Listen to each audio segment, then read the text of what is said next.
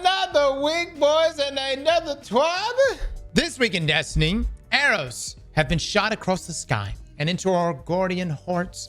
Arms Week has returned. But more of that in just a second. Today, we're discussing a test we're launching in the Lawless Frontier, our game to give live stream happening now, and more. So Arms Week, Bow Edition, the Dark Age Hunt, Double Invasion, Oath of the Renegades result, the next chapter for the new player guide, Game to Give 2026 in soon, the Marlet back in trials. It's bow time.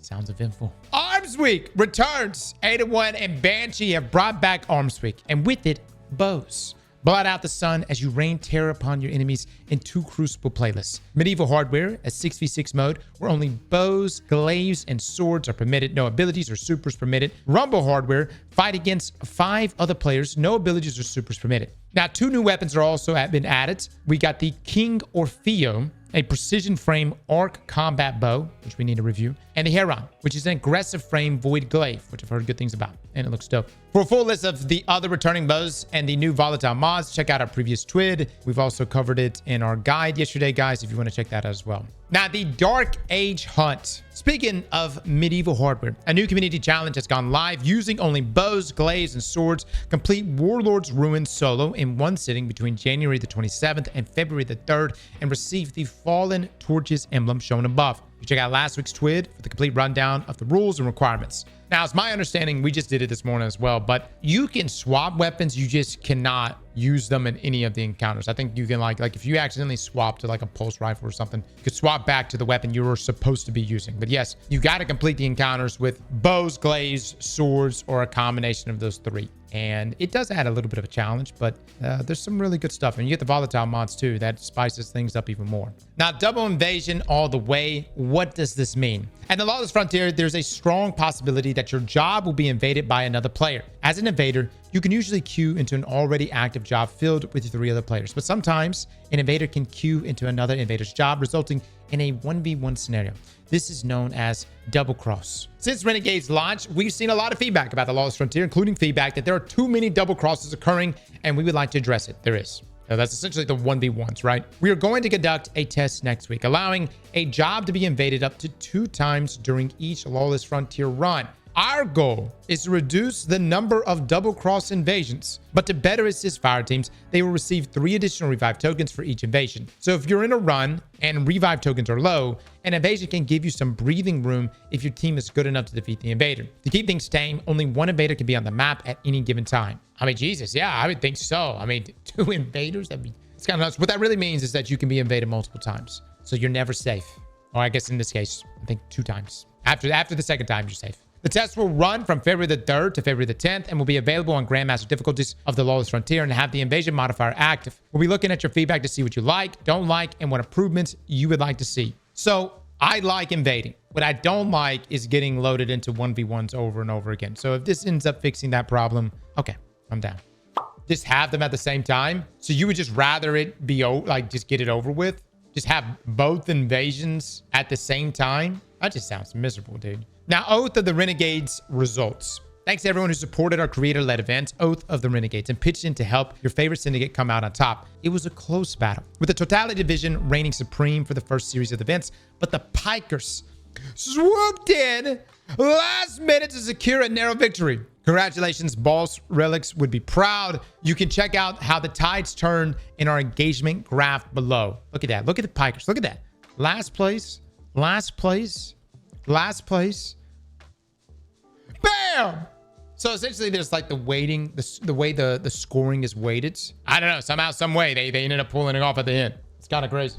As the Pikers have come out on top, they've unlocked the Take the Mantle emblem for everyone with a shiny Piker icon. Oh my God. Then will be available to everyone through a code later this year, but check out the sweet design. Okay. New player guide. As with previous weeks, we've once again updated the new player guide for Destiny 2. This week, week covers how to navigate the main menu screen. You can read it here.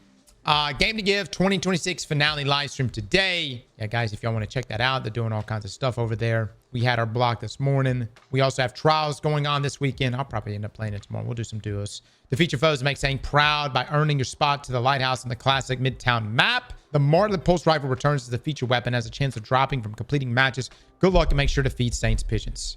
Also, upcoming server testing. We wanted to give an early heads up about upcoming server testing we'll be conducting to gather data on a minor back-end change. While we normally wouldn't post about this, we anticipate this test might impact some players. So starting at 11 a.m. Pacific on Thursday, February the 5th, we'll be temporarily switching on a server setting aimed at improving back-end ruled server performance. During this time, players may see more guitar errors across Destiny 2, especially in long-running tower instances. This is an expected test outcome that we're looking to resolve in a future update and is a key part of the data we're collecting.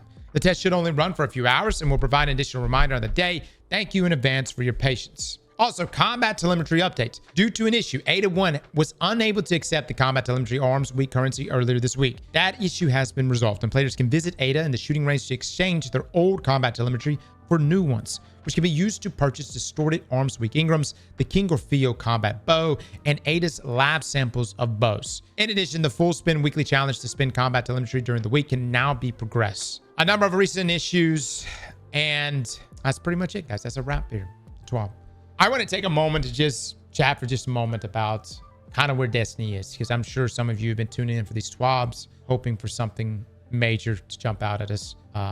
Some of you ask questions like, where the hell is Iron Banner? Are we actually going to see a delay in the next little expansion there, that being Shadow and Order? That hasn't been confirmed, but it's very, very likely that's going to be the case. I personally think we're probably going to see a number of TWABs kind of like this, guys, for a while. And just to let you know, like, I think Renegades was a good expansion, but we're in kind of a lull here. And I think the studio as a whole is primarily focused on getting Marathon out the door. So I wouldn't be surprised if this is how the TWABs are going to be for the next few weeks, maybe even the next month. Not to say Bungie doesn't come out and drop a roadmap on us. And I don't even know to what degree Shadow and Order is going to be delayed to. It might be delayed by a few weeks. It may even get pushed back to April.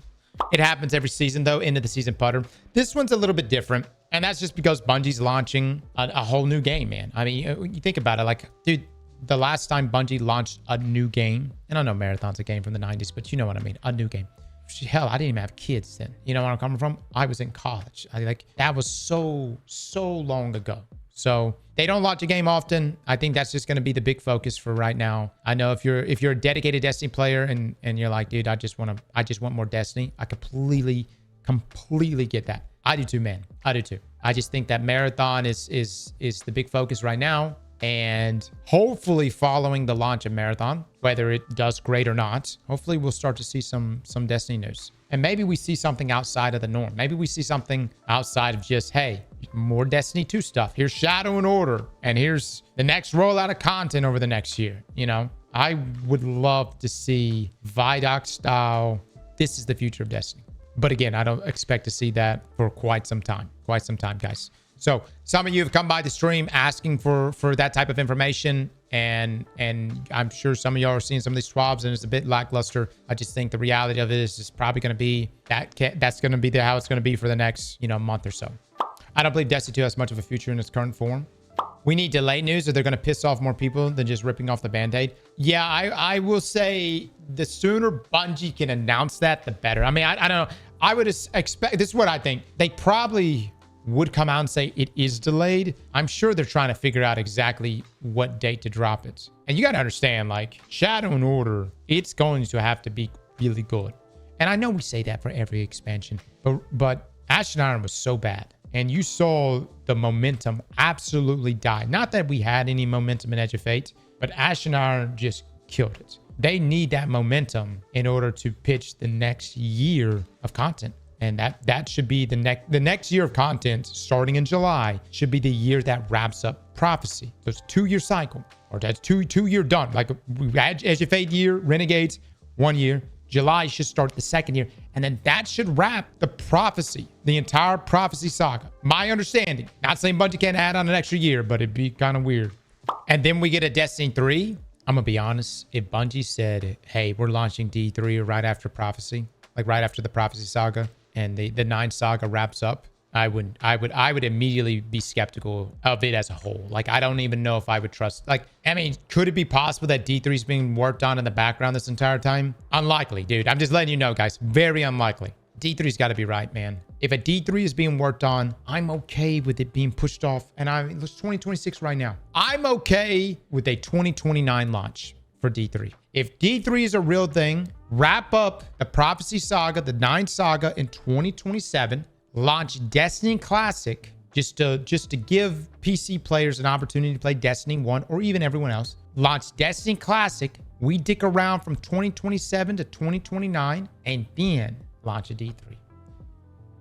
That's my roadmap, guys. You want to know the roadmap from me? Wrap up Prophecy, finish 9 Saga, whatever narrative implications from that one. Send D2 off right, launch Classic, give everybody an opportunity to dip into nostalgia, buy some time for a D3, launch D3 2029.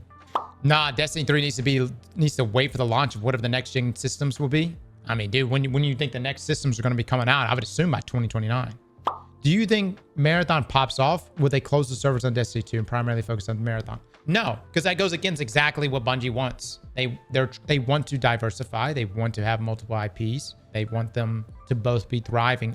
Look, man, it makes no sense to close the doors on Destiny. It doesn't make sense for the IP. It doesn't even make sense for the current player base that's still playing Destiny 2. It makes no sense. The current players that still play Destiny 2 still drop hundreds of dollars every year, whether it's Eververse, whether it's expansions, whether you know what I'm coming from, makes zero sense. And then not only that, if Bungie actually does make a Destiny 3, do we realize how big of a game, like how big of a deal? Like, I know D2 vanilla f***ed up, but do you realize how many people would buy D3 and come back? Despite all the drama and all the bullshit, just like everybody said they weren't going to buy Marathon, they still fucking bought Marathon. D3 was to get revealed, and it looked good, and it truly was sequel worthy. That's the thing though, man. It's got to be sequel worthy. If a D3 rolled out and was like, here's the aspects and fragment system, and here's last word for the 20th time, you know what I'm coming from? Like, it's got to be something different. And dare I say, I mean, we could talk about this all day long, but I think Bungie should just go the direction, go full-blown World of Warcraft with the shit,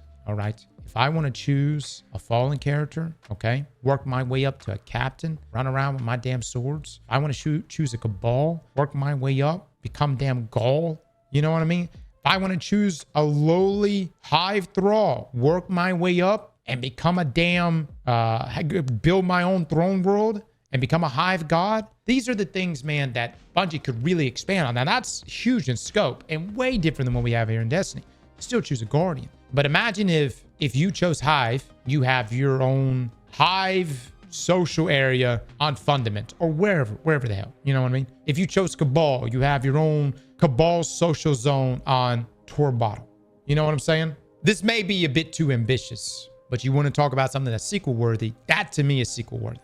Now, none of this matters if a D3 is not even being made. You know where I'm coming from? 11 years is still coping. Look, man, I'm not playing Destiny right now. I'm playing my new favorite game, High Guard. However, don't act like Destiny didn't do something special for the past 11 years. Let's cut off the 11th year. Don't act like Destiny didn't do something special for 10 years. You guys, man, everybody in here talking that shit. If a D3 got announced tomorrow, then pre-orders be going insane. Slap that like button like your mama told you right.